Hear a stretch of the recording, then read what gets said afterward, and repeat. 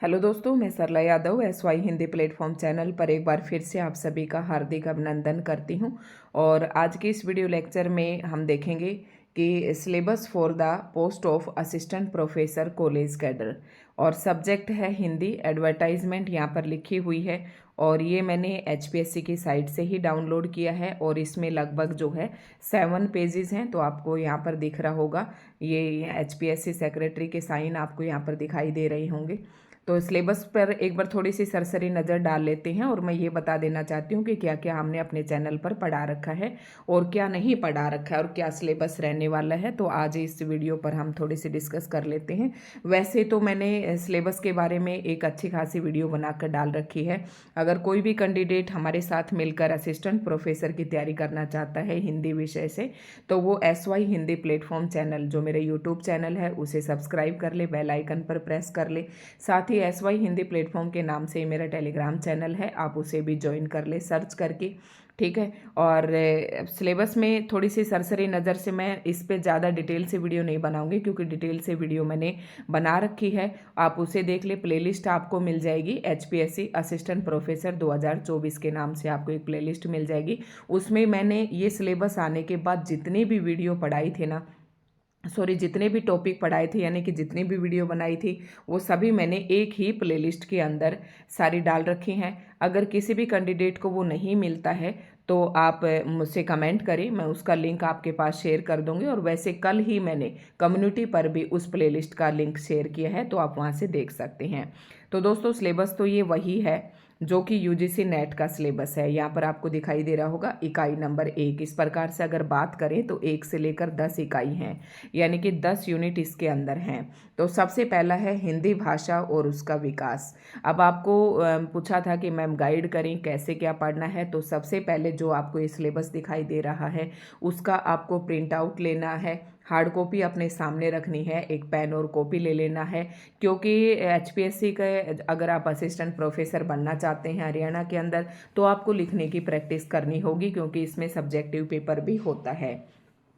तो दोस्तों, हिंदी भाषा और उसका विकास, वैसे जब ये सिलेबस आया था तो मैंने पढ़ाने शुरू किया था, लेकिन साथ ही आज थोड़ी सी हम चर्चा करेंगे कि आपको कौन सी बुक से पढ़ना है, ये भी मैं साथ में बताऊंगी। तो वीडियो को आप अंत तक ज़रूर देखें, क्योंकि कुछ एक बातें हैं जो लास्ट तक याद आती रहती हैं। और काफ़ी बच्चे मुझसे पूछ भी रहे थे कि मैम आप गाइड करें और बुक भी बताइए कि आप कैसे कौन सी बुक खरीदें, ठीक है। तो हिंदी भाषा और उसका विकास सबसे पहला अध्याय है। इसमें आप सभी देख रहे होंगे कि कितने सारे हेडिंग हैं। तो उसमें इसमें से बहुत से टॉपिक हैं जो मैंने अपने चैनल पर पढ़ा रखा है। और हिंदी व्याकरण इसमें लगभग देखो है ये असिस्टेंट प्रोफेसर का, लेकिन हिंदी व्याकरण की जो 3-4 लाइनें यहाँ पर दे रखी हैं, इसमें लगभग संपूर्ण हिंदी व्याकरण जो है समाहित हो जाता है। इसके ऊपर भाषा का है, तो आप अगर आप कमेंट करके कहेंगे कि मैम आप इकाई नंबर 1 से शुरू करें, तो मैं यहाँ से बिल्कुल यहाँ से आपको एक एक टॉपिक की वीडियो आपको ज़रूर मिलती जाएंगी टॉपिक वाइज, तो मैं ये ज़रूर पढ़ाऊँगी, ठीक है। हिंदी भाषा और उसका विकास आप, और जो मैंने पढ़ा रखा है अगर आप ऑलरेडी वही पढ़ना चाहते हैं तो आप इसमें से टॉपिक देखिए, एक एक टॉपिक करके, और आप सर्च कीजिए, आपको ज़रूर मिल जाएगी। वैसे जब ये सिलेबस आया था उसके बाद जो मैंने पढ़ा है, तो उसकी प्लेलिस्ट मैंने आपको बता दी है, उसके अंदर आपको मिल जाएगी। तो सबसे पहला आप ये देख रहे होंगे कि इसमें हिंदी भाषा और उसका विकास, यानी कि हिंदी भाषा की शुरुआत कहाँ से हुई, कौन से परिवार से निकल कर आई है और किस प्रकार से धीरे धीरे उसका विकास हुआ। तो ये आप देख रहे होंगे सारे टॉपिक हेडिंग मैं अब यहाँ पर नहीं पढ़ूंगी, क्योंकि इसको डिटेल से पढ़ के मैंने एक वीडियो डाल रखी है। उसके बाद देखो इसमें डिटेल से हम थोड़ी चर्चा करेंगे। उसके बाद हिंदी व्याकरण आ जाता है, फिर राजभाषा, राष्ट्रभाषा, संपर्क भाषा, जनसंचार, हिंदी कंप्यूटर, हिंदी की संवैधानिक स्थिति, देवनागरी लिपि की विशेषताएं और मानकीकरण। ये टॉपिक मैंने सारे अपने चैनल पर पढ़ा रखे हैं। उसके बाद अगर मैं बात करूं, आपको नीचे से देखते हैं वाक्य रचना, और देखो संज्ञा, सर्वनाम, विशेषण और क्रिया, ये सारे टॉपिक मैंने अपने चैनल पर पढ़ा रखे हैं। एक बार पढ़ाएं या 10 बार पढ़ाएं, बात वही है, मैंने पूरे इत्मीनान से वो टॉपिक पढ़ा रखे हैं, ठीक है। इसके बाद वैसे मैं एक बार शुरुआत से फिर से शुरू करूँगी, तो साथ में ये भी देख लें। और उसके बाद दूसरी यूनिट की तरफ चलते हैं, तो हिंदी साहित्य का इतिहास आ जाता है। हिंदी साहित्य के इतिहास को आप कम ना समझे, जो सिलेबस है वो काफ़ी लंबा चौड़ा है। तो हिंदी साहित्य के इतिहास इतिहास के अंदर क्या क्या है आपको कि हिंदी साहित्य के अंदर आदिकाल, भक्तिकाल, रीतिकाल और आधुनिक काल। और आधुनिक काल को भी हम फिर से देखें विकास क्रम के हिसाब से, तो इसको दो विचार धाराओं में हम बांट सकते हैं, एक पद्य का विकास और एक गद्य का विकास। तो गद्य के अंदर सारे कहानी, नाटक, निबंध, संस्मरण, रिपोर्टाज, अन्य गतिविधियाँ सारी आ जाती हैं। और पद्य के अंदर भारतेंदु युग, द्विवेदी, प्रगतिवाद, छायावाद, प्रगति, प्रयोगवाद और नई कविता, ये सारे इसके अंदर आ जाते हैं। इट मीन्स कहने का मतलब है कि कंप्लीट हिंदी साहित्य यूनिट नंबर 2 के अंदर समाहित है, जो कि आपको पढ़ना है। और अगर आप ये बिल्कुल स्क्रीनिंग की तैयारी करना चाहते हैं, सबसे पहले आप तो पूरा ये जो हिंदी साहित्य है मैंने अभी पीजीटी एस्टेट के लिए पढ़ाया है, लेकिन पीजीटी एस्टेट के लिए मैंने किसी सामान्य बुक से नहीं पढ़ाया है, वो बहुत ही अच्छी बुक से मैंने कंटेंट दे रखा है, तो आप वहाँ से वो सारी वीडियोस भी देख सकते हैं जो पीजीटी एस्टेट के लिए मैंने डाली हैं। ठीक है, वैसे मैं दोबारा से शुरू करूँगी, लेकिन हमारे पास मार्च, अप्रैल और मई 3 ही महीने हैं, क्योंकि 1 जून को जो है इसका स्क्रीनिंग पेपर है हिंदी का। ठीक है, तो उसके लिए हम तैयारी करेंगे। इसलिए मैं कहूँगी कि जो बच्चे हमारे साथ जुड़ रहे हैं वो ऑलरेडी वहाँ से वीडियोस देखना शुरू कर दे, क्योंकि मैंने जो अभी बताते जाऊँगी मैं आपको कि कौन कौन सी यूनिट मैंने स्पेशल असिस्टेंट प्रोफेसर का सिलेबस आने के बाद पढ़ाई हैं, असिस्टेंट प्रोफेसर के लिए ही, वो मैं आपको बताऊंगी। तो यूनिट 2 के अंदर सारा वही है। जैसे कि आप देखो इसके अंदर आपको क्या क्या मिल जाएगा मेरे चैनल पर, हिंदी साहित्य के इतिहास लेखन की पद्धतियाँ, आप टॉपिक सर्च करें, मेरे चैनल पर जाएं तो आपको ये बिल्कुल मिल जाएगी। मैंने सेम टू सेम ऐसे कैसे इसको पढ़ा रखा है। हिंदी साहित्य का काल विभाजन, नामकरण और आदिकाल की विशेषताएं और साहित्यिक प्रवृत्तियाँ, सारे के सारे जो टॉपिक है एज इट इज आपको चैनल पर मिलेंगे। राष्ट्र साहित्य बहुत ही अच्छे से रचनाओं के साथ मैंने पढ़ा रखा है। जैन साहित्य, सिद्ध साहित्य और बौद्ध साहित्य, ये तीनों पढ़ा रखे हैं। अमीर खुसरो, यानी कि मैंने ना बताया ना, हिंदी साहित्य मैंने भौतिक कर्म से पढ़ा रखा है। ये सारे टॉपिक मैंने चैनल पर करवा रखे हैं। भक्ति आंदोलन, उसके बाद देखो ये असिस्टेंट प्रोफेसर का है, तो आपको थोड़ी सी इसमें समझ भी क्रिएट करनी है। ये नहीं कि सीधे आपने तथ्य रट लिए कि कौन सी रचना क्या है, किसने इसका प्रकाशन किया, इसमें क्या है। ठीक है, इनके अलावा उसका जो कंसेप्ट है, जो उसकी विषय वस्तु है, वहाँ तक आपको पहुँचना है, क्योंकि ये असिस्टेंट प्रोफेसर का है, ये कोई पीजीटी या टीजीटी का एग्जाम नहीं है। तो भक्ति काल संपूर्ण करवा रखा है। उसके बाद कुछ एक टॉपिक रहते हैं, जैसे कि भक्ति काव्य के सामाजिक सांस्कृतिक पृष्ठभूमि, ये जो एक क्वेश्चन है ना इस तरीके के, ये बहुत ही इंपॉर्टेंट है आपके सब्जेक्टिव पेपर के लिए, क्योंकि इसमें इसी प्रकार के प्रश्न आपको देखने को मिलेंगे 10 नंबर में लिखने के लिए। तो हम आपकी अच्छी खासी हेल्प करेंगे, वो भी बिल्कुल निःशुल्क करेंगे। बस आपका केवल यही फर्ज बनता है कि चैनल पर बने रहें, चैनल को सब्सक्राइब करें और अपने दोस्तों के पास भी शेयर करें। और मैंने ना आप सभी के लिए ग्रुप बना रखा है, SY Hindi platform group, Telegram पर है ये ग्रुप मेरा, और आप मेरे पास कमेंट करें, मैं उसका लिंक आपके पास शेयर कर दूंगी, और वहाँ पर आप आपस में डिस्कस भी कर सकते हैं। मैं चाहती हूँ कि सारे कैंडिडेट जो भी असिस्टेंट प्रोफेसर की तैयारी करें हैं, एक ही प्लेटफॉर्म पर आप इकट्ठे हो जाएं, ताकि अच्छी सूझबूझ के साथ, अच्छी रणनीति के साथ आप लोगों की तैयारी हो सके।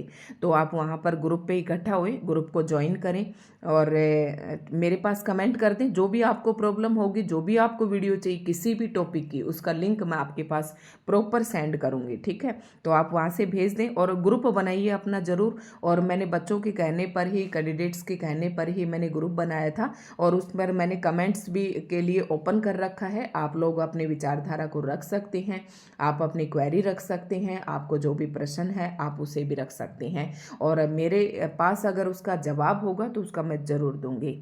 ठीक है, तो ग्रुप को ज्वाइन कर लें। उसके बाद भक्ति काल पढ़ा रखा है, संपूर्ण मैंने रीतिकाल पढ़ा रखा है। फिर से वही प्रश्न मोस्ट इंपॉर्टेंट है। इस तरीके के प्रश्न मैंने नहीं पढ़ाए, क्योंकि वो मैंने ऑब्जेक्टिव तरीके से पढ़ा रखे हैं, क्योंकि सबसे पहले स्क्रीनिंग का एग्जाम होगा और आपको सबसे पहले स्क्रीनिंग क्वालिफाई करना है, तभी तो सब्जेक्टिव महत्व रखेगा।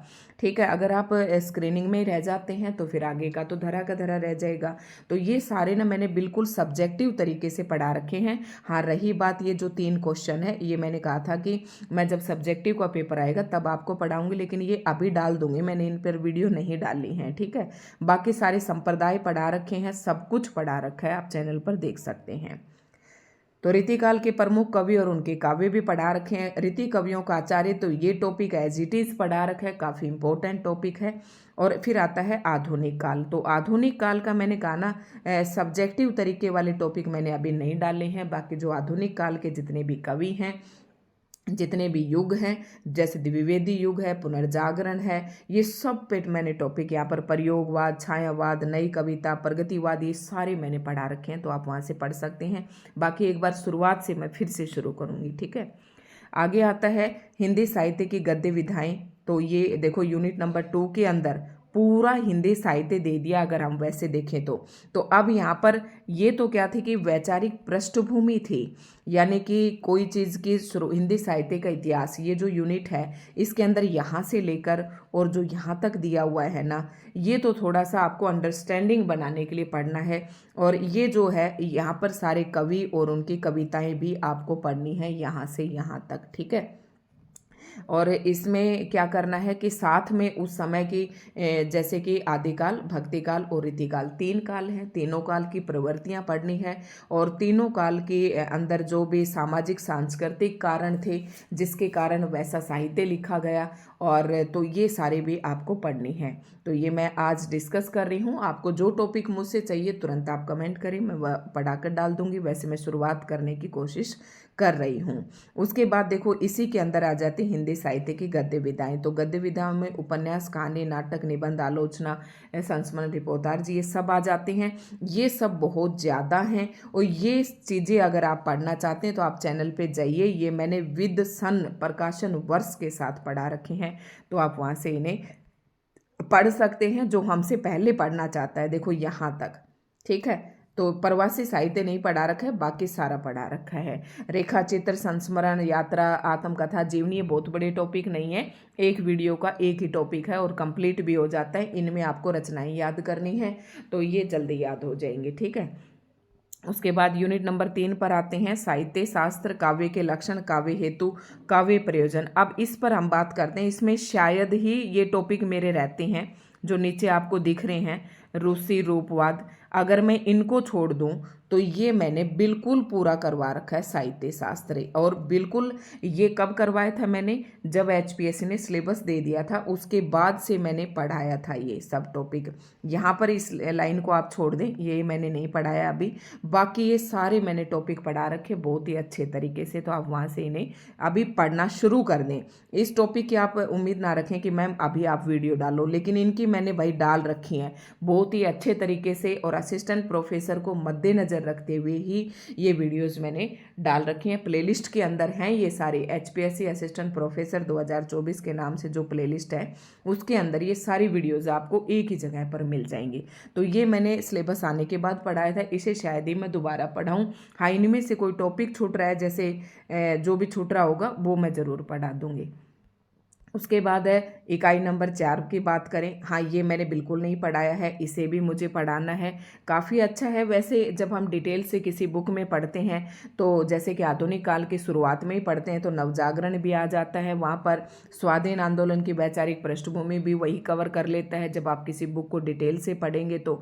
लेकिन ये सारे एक बार स्पेशल टॉपिक के हिसाब से मैं फिर से पढ़ाऊँगी। तो यूनिट नंबर 4 मैंने चैनल पर बिल्कुल नहीं पढ़ा रखी है। उसके बाद आता है यूनिट नंबर 5। अब देखो यहाँ से काम की बात शुरुआत होती है। जब मैंने ये HPSC ने सिलेबस दिया था तब मैंने ये सोचा कि इससे पहले के जो 4 यूनिट हैं तो इनमें तो मैंने बहुत कुछ अपने चैनल पर पढ़ा रखा है, और उसके बाद जब ये सिलेबस दिया HPSC ने तो HPSC सिलेबस के according unit number 5, unit number 6 मैंने बिल्कुल कंप्लीट करवा रखे हैं, एक भी टॉपिक वहाँ पर नहीं छोड़ रखा है। और यूनिट नंबर 7 मैंने शुरुआत कर रखी है, उसकी भी यूनिट नंबर 7 के अंदर कहानी है और लगभग 3 या 4 कहानी जो है मैं पढ़ा चुकी हूँ, ठीक है।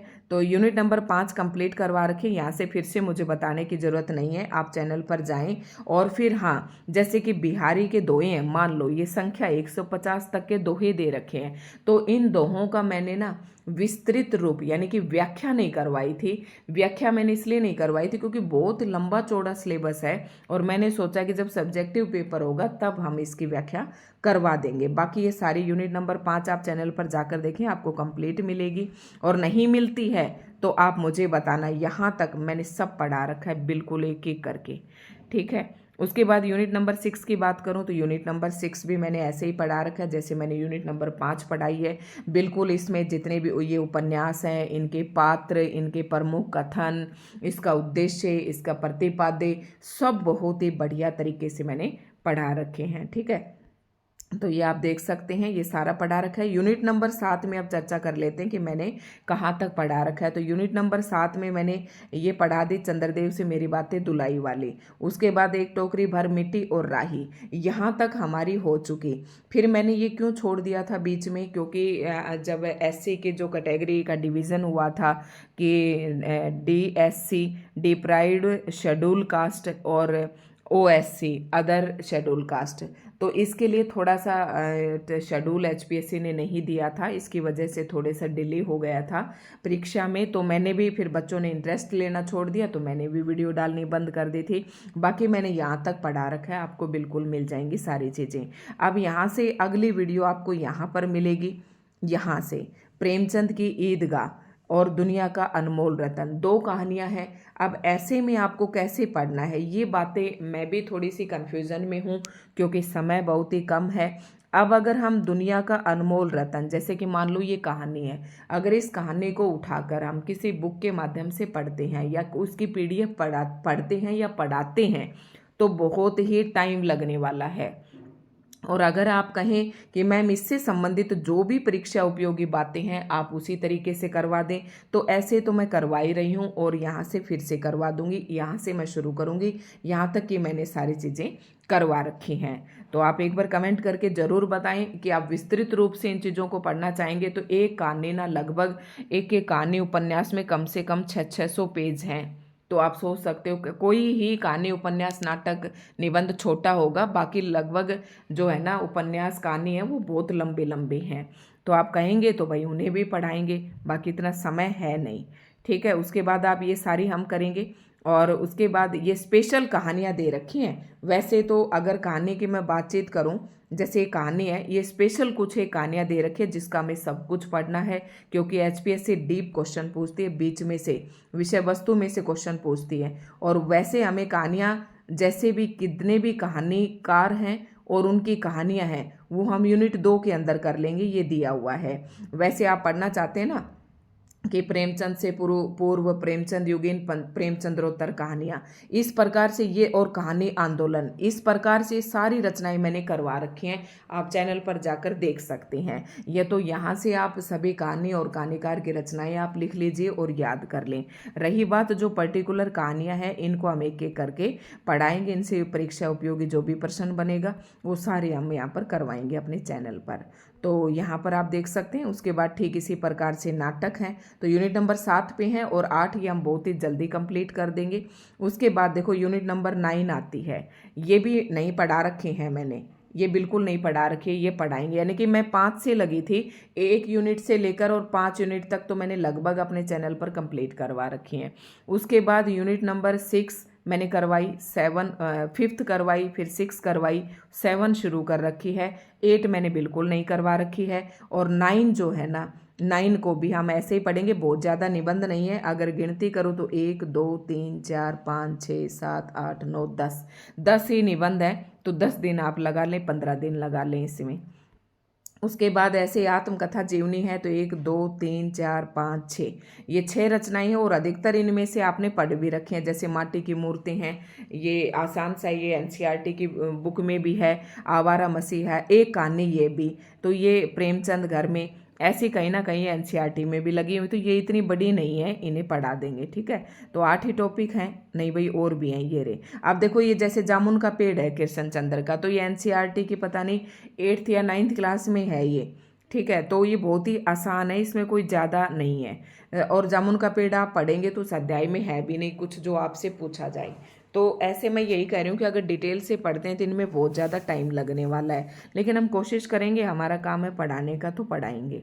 उसके बाद है यूनिट नंबर, अगली है, ख़त्म है बस, यूनिट नंबर 10 थी ये, 10 ही थी, हाँ, अन्य गद्य विधाएं, ठीक है। अब अन्य गद्य विधाओं को आप देखो, ये तो रामवृक्ष बेनीपुरी की एक रचना दे रखी है, माटी की मूर्ति, सिर्फ स्पेशल यही पढ़नी है। लेकिन अगर मैं आत्मकथा या जीवनी की बात करूं तो केवल आपको एक एक लेखक की 10-10 20-20 भी मिल जाएंगे, तो वो आपको डिटेल से याद करनी है। तो वो ये वाला टॉपिक, ये वाली पूरी यूनिट मैंने करवा रखी है। यूनिट का मतलब मैं ये कह रही हूँ कि केवल इनको छोड़कर बाकी जो अन्य गद्य विधाएं हैं, ये सभी लेखकों की जितनी भी रचनाएं हैं वो सारी मैंने लिखवा रखी हैं प्रकाशन वर्ष के साथ। तो आप उन्हें आज से ही अपना देखना शुरू कर दें, ठीक है। तो ये था, थोड़ा सा विस्तृत रूप से मैंने आपको बताया है। और आपके अगर कोई भी क्वेरी हो तो ज़रूर बताएं। ये वीडियो मैंने इसलिए बनाई है कि एक बार फिर से आप सिलेबस से नए हो जाएं, तरोताज़ा हो जाएं, और आपको थोड़ा सा मोटिवेशन मिले कि हाँ भाई सिलेबस बहुत ज़्यादा है, हमें अभी से अपनी पढ़ाई शुरू करनी है। तो लेकिन जो यूनिट 5, देखो कितनी बड़ी यूनिट थी, यूनिट नंबर 5 और है ना, ये मैंने बहुत ही तसल्ली से अपने चैनल पर करवाया है, तो आप उसे प्लीज़ ज़रूर देख लें। यूनिट नंबर 6 भी कंप्लीट करवा रखी है। ये जब मैंने तब करवाई थी जब जैसे ही वैकेंसी निकली थी, एप्लीकेशन फॉर्म की क्लोजिंग डेट से पहले ही मैंने शुरुआत कर दी थी इन यूनिट की। और ये असिस्टेंट प्रोफेसर के लिए ही पढ़ाया था, और मैं आपसे कोई फीस नहीं ले रही हूँ, बिल्कुल निःशुल्क आपको पढ़ाया जा रहा है। सिर्फ आपको योगदान इतना करना है कि पढ़ा के मुझे खुशी होती है। जितने बच्चे मेरे साथ जुड़ते हैं और कहते हैं कि मैम ये टॉपिक पढ़ाइए, तो मुझे ये खुशी मिलती है कि हाँ मेरा पढ़ाया हुआ कम से कम इन्हें समझ आ रहा है, अच्छा लग रहा है मुझे।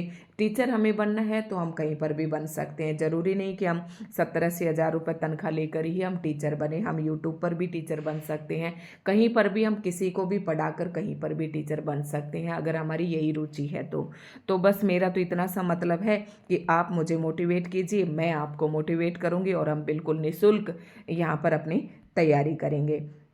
रही बात अगर कोई भी कैंडिडेट, जो मैं आपको ये यूनिट नंबर 2 बता रही थी, तो जो हिंदी साहित्य की यहाँ पर मैंने बताया, पूरा हिंदी साहित्य आ जाता है।